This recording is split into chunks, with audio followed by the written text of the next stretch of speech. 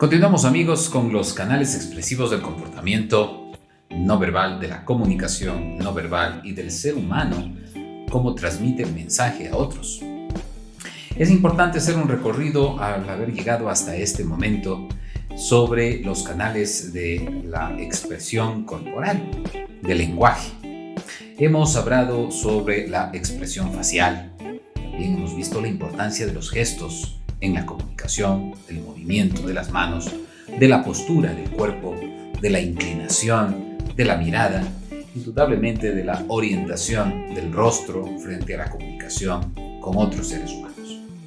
Hemos hablado también del paralenguaje, de la proxémica, y nosotros hasta este punto hemos de entender entonces la importancia que realmente tiene ese 55% en la comunicación, que es el lenguaje corporal. Fíjense ustedes entonces la importancia que tiene no solamente el decir las cosas, sino el cómo decirlas y también el cómo yo voy a comunicarlas. Mi cuerpo, indudablemente, mi mirada, mis manos, la postura están comunicando. Esto es muy importante porque cuando ustedes realmente ya ejerzan la profesión como mediadores y mediadoras, ayuden a otros a solucionar los conflictos, nosotros, al ser expertos en poder entender lo que el cuerpo está queriendo transmitir, ayudaremos a las partes a restablecer esa comunicación tan necesaria. Después de todos estos puntos, llegamos a uno importante para el ser humano y obviamente es entendido desde el tacto. Y esta ciencia o esta teoría ha sido desarrollada por un teórico que sobre todo empezó a preguntarse la importancia de la cercanía, pero también del tacto entre los seres humanos. Y se ha puesto el nombre de áptica. Herbert Reed, quien es el experto que desarrolla esta teoría, se refiere a la palabra áptica, obviamente manifestando a todo ese conjunto de sensaciones no visuales, no auditivas, que experimenta el ser humano por el tacto. Y es obviamente el estudio de poder saber el movimiento, la cercanía y el contacto entre los seres humanos.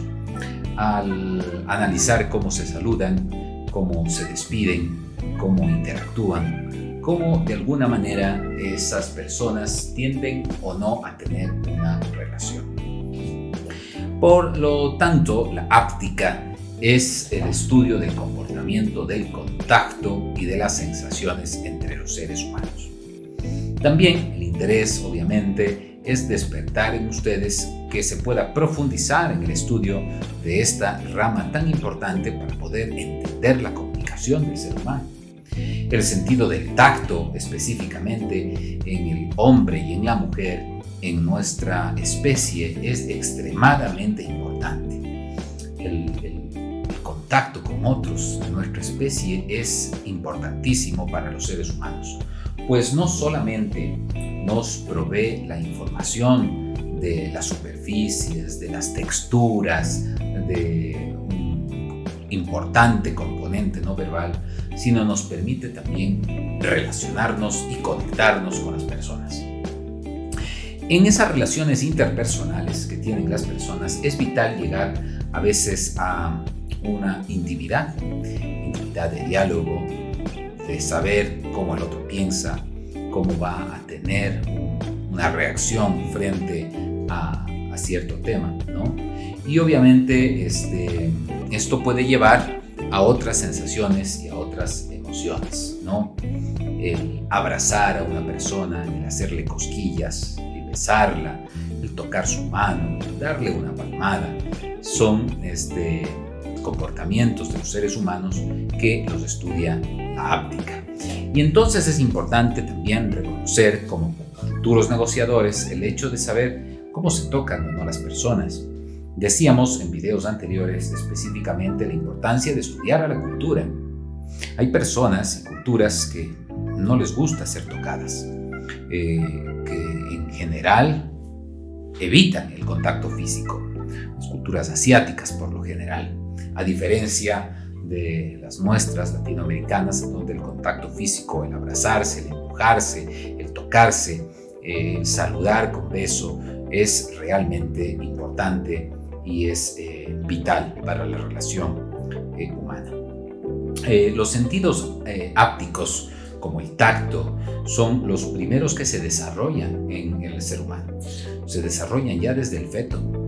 Y por lo tanto, esta forma de cómo se va a relacionar con las otras personas van formando los sentidos y van formando el desarrollo del ser humano en una comunicación. Y, por ejemplo, se ha observado que los bebés humanos tienen una enorme dificultad de sobrevivir si no poseen el sentido del tacto, ¿no? Aún teniendo los sentidos de la vista, del oído, el sentido del tacto es importante. Y entonces podría considerarse, de hecho se lo considera en el tema de comunicación, como un sentido básico, obviamente en todas las formas de vida, y no se diga en la comunicación. La áptica entonces designa a la ciencia del estudio del tacto, ¿no? Del contacto con otros, así como la acústica es del oído, la óptica es de la vista, la áptica es la ciencia del tacto. Y esta palabra viene del griego acto, que significa tocar. Nosotros podemos tener relaciones con otras personas y en muchas ocasiones necesariamente tenemos que conectarnos con ellas. El hecho de abrazar a una persona, de darle una palmada, como decíamos, de estrechar la mano, de saludarle, de ver la intensidad del saludo, del apretón propiamente de manos, ya nos va dando un mensaje. Nos va dando un mensaje que debe ser interpretado desde la postura del lenguaje corporal. Fíjense ustedes entonces, sin decir nada, lo no verbal del cuerpo, como aquello, nos va mostrando y nos muestra una realidad tan importante de saber ciertamente si es que he conectado, me he distanciado o he roto relaciones con otras personas. Los líderes políticos mundiales tienden a veces a tocarse la espalda. No sé si ustedes han visto los políticos a veces en visitas simbólicas, en encuentros, se dan una palmadita, se tocan la espalda, ¿no? Y eso obviamente puede ser desde los temas protocolarios, mensaje, tan importantes como el hecho de simplemente guardar distancia y no tener un contacto físico. Entonces, esta intensidad de la afectividad, del sentimiento, de las emociones, no debemos pasar por alto. Debemos ciertamente concentrarnos. Lo que yo suelo decir a mis estudiantes en la universidad, futuros abogados, que uno debe siempre estar atento a cómo se comportan nuestros clientes, las personas que tienen problemas, cómo enfrentan, cómo nos cuentan las cosas y cómo se presentan las circunstancias en las cuales ellos tienen problemas y nos pretenden que nosotros les ayudemos a solucionar. Es importante también conocer cómo esas personas se han ido relacionando con otras y frente a eso la ciencia de la áptica también nos va dando un lenguaje. Fíjense ustedes entonces que el lenguaje no verbal no solamente ha sido una lectura del cuerpo. Sí es importante saber que nuestro rostro, que nuestro movimiento, que nuestros gestos, que los pies, que cruzar las manos, que veremos más adelante, transmiten un mensaje.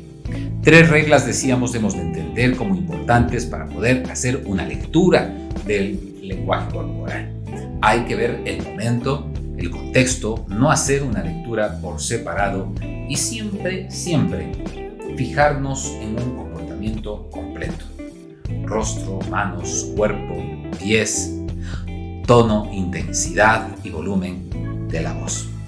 Entonces, todo esto va conjugado a un lenguaje corporal. sobre todo a veces qué es lo que yo quiero transmitir, qué es lo que los otros van a entender con mi lenguaje, porque también eso yo lo puedo proyectar, también lo puedo programar. Eso quiere decir, también puedo influir en las otras personas, y eso hay que tener en cuenta porque muchas de ellas pueden tener cierto grado de intensidad en la comunicación. Y ahí viene un elemento que en este momento yo quiero poner en cuestión, y quiero que usted piense, quiero que usted reflexione si es que la apariencia influye o no. Y este es un tema porque yo suelo decir que la primera impresión siempre cuenta. Como nos ven, nos consideran. Para muchos, hoy en día, estudiantes, jóvenes, pueden decirse la apariencia no cuenta. Lo que cuenta es la persona, su formación, su honradez, la verdad. Pero hay códigos de vestimenta y códigos que obviamente influyen o no. Porque la vestimenta puede en cierto momento o determinado momento también influir en el otro como una ofensa, ¿no? Por lo tanto, yo suelo decir, ¿la apariencia cuenta o no? Yo suelo poner este tema en discusión y en debate porque es importante reflexionar sobre el tema de la apariencia. Yo suelo decir que una buena imagen da una mayor credibilidad en cierto momento a lo que estoy diciendo, ¿sí? Y si es que deseo que el otro me crea o no, tenga influencia lo que estoy diciendo o no, va a ir ligado a cómo estoy vestido, a cómo aparento en la apariencia mostrarme frente a los otros. Y aquí hay como una regla en la comunicación no verbal. Vuelvo a enfocar el tema en la comunicación no verbal, porque uno con la simple vista interpreta lo que está pasando. Le veo y digo, y este también, y hago una interpretación. Sabemos que no paramos de pensar y de interpretar lo que pasa en nuestro entorno.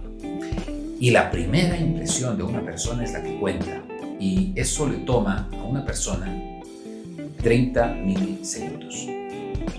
Yo solamente le veo y me hago una impresión. Por lo tanto, la buena impresión demora 30 milisegundos. La primera carta es la que importa. El tratar de borrar una mala imagen de una persona demora mucho. Días, meses, años, o a veces es imposible. Uno dices, oye, es que esa persona, no sé si les ha pasado, me cae mal, tiene algo, no sé qué. Y dices, ¿y qué te ha hecho? ¿Tuviste algún problema? No, para nada. Ni sé quién es, ni le conozco, no le he tratado, pero ya solamente a simple vista. A simple vista nos hacemos nosotros un criterio. Después cuando hablamos decimos, buena gente así, carita nomás de mal genio tiene, pero excelente persona. ¿Por qué? Porque ya le trato. Borró esa mala imagen que se hizo en 30 milisegundos. Y esa apariencia, el cómo me saludó, el cómo me miró, el cómo entró en el salón, en cómo tuvimos el primer contacto, el primer encuentro. Por eso es que la apariencia, no solamente de vestimenta, sino de actitud también, demora 30 milisegundos en poder influir en la otra persona. Entonces yo quiero simplemente poner en ustedes este tema de la apariencia como un tema de análisis. ¿Forma parte o no del lenguaje corporal? ¿Influye o no en el lenguaje no verbal? Hoy estoy yo aquí, fíjense ustedes, vestido afrancesadamente, ¿no es cierto? Con la corbata, el terno, la camisa. No estoy con una vestimenta de mi localidad, con un poncho o al estilo Cañari, ¿no es cierto? En ciertas ocasiones hay que adaptarse. Ciertamente no es que me han preguntado, sino tengo que adaptarme al medio, dependiendo en dónde voy a estar. Este conjunto de características que van sumadas también al conjunto de circunstancias en donde vamos a estar, en relación con otros, es como una persona se presenta en el lugar. Es como una persona aparece en el escenario frente a otros, frente a la vista de otros, para que la otra y las otras personas interpreten solo con mirarla lo que uno quiere decir. Entonces, a veces sin pronunciar palabras, sin mover nada de nuestro cuerpo, sin tener un gesto a veces facial, sino simplemente con una fotografía, queremos transmitir información. Queremos que la gente se haga una imagen mía. Y quiero que en la mente de las personas también quede esa imagen que estoy proyectando y que queremos interactuar. Si no, fijémonos en las redes sociales. La foto de perfil.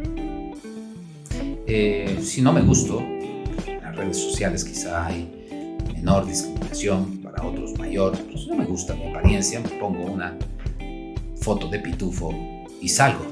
No pasa nada. A la larga, la cibersociedad no duerme, no descansa y me muestro. Y a veces la gente quiere mostrar una apariencia. Para sonreír, hace esto. Voy a tomarme una selfie. Y cuando sube, su rostro cambia.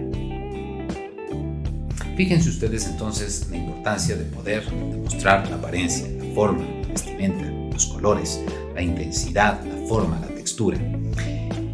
Sin una buena apariencia,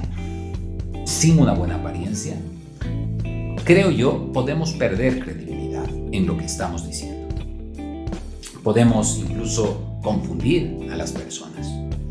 Y obviamente tenemos un mensaje que dar. Y estos códigos de vestimenta, que quizá ni usted ni yo lo hemos elaborado, no hemos votado porque así sea, sino es una imposición social, nos muestran cómo debemos comportarnos en ciertos lugares, cómo debemos ir vestidos a un velorio o a un matrimonio, cómo debemos mostrar respeto o no a las otras personas con los colores de nuestra vestimenta. Incluso la misma forma de cómo yo me puedo vestir, puedo ser reverente o irreverente. Entonces, fíjense ustedes que a veces la apariencia engaña.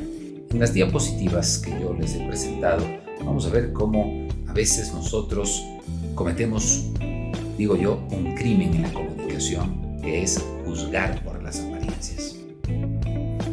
Y le vemos, le juzgamos, le ubicamos y le puedo decir, sí, usted me está mintiendo. Usted no me está diciendo la verdad.